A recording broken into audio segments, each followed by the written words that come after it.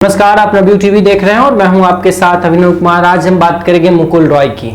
आप सभी को पता है मुकुल रॉय राजनीति के बहुत बड़े प्यादे माने जाते हैं। खासतौर पे बंगाल की जब राजनीति की बात होती है तो उनको बंगाल की राजनीति का बहुत ही महत्वपूर्ण हिस्सा माना जाता है मुकुल रॉय को। इसके पीछे की वजह है क्योंकि अभी जो बंगाल में ममता बनर्जी की सरकार है और मुकुल रॉय ममता बनर्जी की बहुत ही करीबी माने जाते हैं। और टीएमसी का जब गठन हुआ था, टीएमसी पार्टी जब बनाई गई थी तो टीएमसी में मुकुल रॉय का जो अस्तित्व है, जब पार्टी बनाई गई थी तो उस समय से मुकुल रॉय का एक बहुत बड़ा योगदान रहा है टीएमसी पार्टी के अंदर। लेकिन समय समय पे मुकुल रॉय और ममता बनर्जी के बीच काफी अनबन भी देखने को मिलते रहता है। आप सभी को याद होगा 2017 में भारतीय जनता पार्टी का दामन थाम लिए थे मुकुल रॉय टीएमसी से अलग होकर। जो अपने आप में बहुत बड़ी खबर बनी थी, वही खबर अभी आज भी निकल कर सामने आ रही है कि हो सकता है आज हो या कल हो मुकुल रॉय टीएमसी छोड़कर फिर से भारतीय जनता पार्टी का दामन थामने वाले हैं। और जब आपको बता दें कि 1998 में जब टीएमसी का गठन हुआ था, टीएमसी पार्टी का गठन हुआ था, तो उसमें मुकुल रॉय सह संस्थापक थे टीएमसी के। अब सोच सकते हैं ममता बनर्जी और मुकुल रॉय के बीच क्या रिश्ता है और कितना करीबी है दोनों नेताओं के बीच। अगर हम मुकुल रॉय की राजनीति की बात करें, राजनीतिक विरासत की बात करें, राजनीतिक दौर का बात करें कि क्या राजनीतिक क्रम रहा है मुकुल रॉय का, तो साफ साफ आप इतना मोटा मोटी समझ लीजिए कि 1998 से पहले मुकुल रॉय यूथ कांग्रेस में थे, यूथ कांग्रेस के नेता थे। 1998 से पहले उन्होंने यूथ कांग्रेस में रहा। फिर 1998 में जब टीएमसी का गठन हुआ, सह संस्थापक थे टीएमसी के मुकुल रॉय और ममता बनर्जी के साथ। फिर वो 1998 से लेके 2017 तक वो टीएमसी में रहे और फिर 2017 से 2021 तक भारतीय जनता पार्टी में रहे। आप सभी को पता है। बात यहां आके फंस जाती है कि मुकुल रॉय क्या फिर से भारतीय जनता पार्टी का दामन थामने वाले हैं, क्योंकि कल जिस तरीके से वो बंगाल से भाग के आए, यहाँ पे माना ऐसा जा रहा है कि मुकुल रॉय के घर परिवार वाले कह रहे हैं कि भारतीय जनता पार्टी ने उनको जबरदस्ती वहां बुलाया है। कुछ लोग ये भी कह रहे हैं कि मुकुल रॉय की मानसिक स्थिति सही नहीं है। और कल मुकुल रॉय कह रहे थे कि हम अपने बेटे को एक सलाह देना चाहते हैं कि वो अभी टीएमसी छोड़कर भारतीय जनता पार्टी में आ जाएं। तो आखिर इसका मतलब क्या है? मतलब ये, और आपको याद होगा जब 2017 में जब आए थे टीएमसी में, जब मुकुल रॉय टीएमसी से दामन छोड़कर जब भारतीय जनता पार्टी का दामन थामे थे, तो वो उनका एक बयान बहुत ही वायरल हो रहा था, जिसमें वो कह रहे थे कि मुझे प्रधानमंत्री मोदी का कार्यशैली और उनके काम करने का तरीका मुझे बेहद प्रभावित करता है, इसलिए मैं टीएमसी छोड़कर बीजेपी में आया हूं।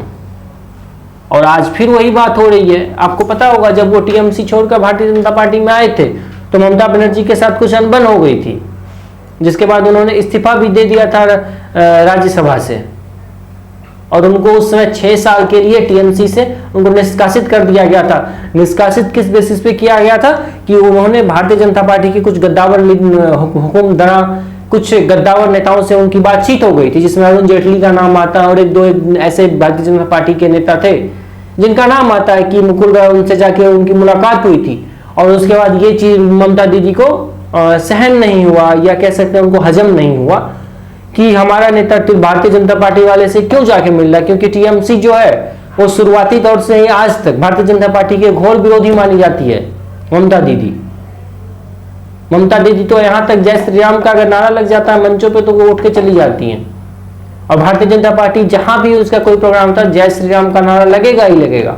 अब इतना है, अब इसी बात से अब दोनों पार्टियों के बीच जो दूरियां हैं, वो अनबन है, उसको आप समझने की कोशिश करिए कि जब एक राजनीतिक दल जय श्री राम के नारे से, अगर सपोज हमारा राजनीतिक दल है, मेरे रैली में अगर जय श्री राम का नारा लग रहा है और आपके रैली में भी अगर गलती से कोई जय श्री राम का नारा लगा दिया तो आप मन से उठ के चली जाती हैं, तो ये एक तरीके से आप द्वेष का भावना समझिए या फिर अंदर खेमे की बात समझिए कि दोनों राजनीतिक दलों के बीच कितना अनबन चल रहा है। सभी को एक चीज और बंगाल की राजनीति में याद होगा, जब ममता बनर्जी रेल मंत्री थी और जब उनको मुख्यमंत्री बनना था तो वो रेल मंत्री के पद से उन्होंने इस्तीफा दिया था।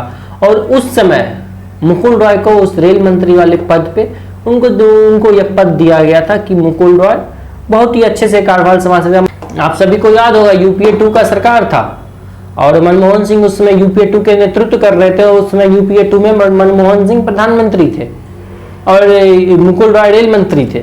मुकुल रॉय को कुछ कार्य के लिए कहीं भेजना था, कहीं रेल दुर्घटना हो गई थी और मुकुल रॉय ने साफ तौर पर प्रधानमंत्री की बातों का इनकार कर दिया था और उस समय भी राजनीति में काफी उथल पुथल हुआ था।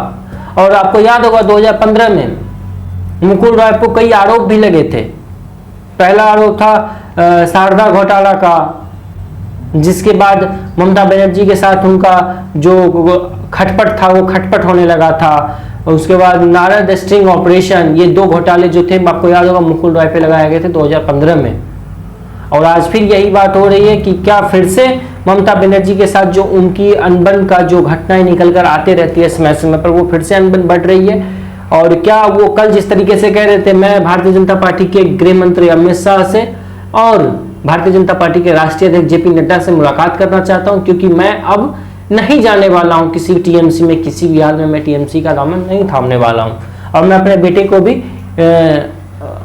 बेटे को भी सलाह देना चाहता हूं कि वो भी आके भारतीय जनता पार्टी का दामन थामे। बहरहाल ये पूरा जो राजनीतिक घटनाक्रम में हर किसी की निगाहें इसी बात पर रही है कि क्या भारतीय जनता पार्टी फिर से टीएमसी मुकुल रॉय को अपने पार्टी में आने का मौका देती है।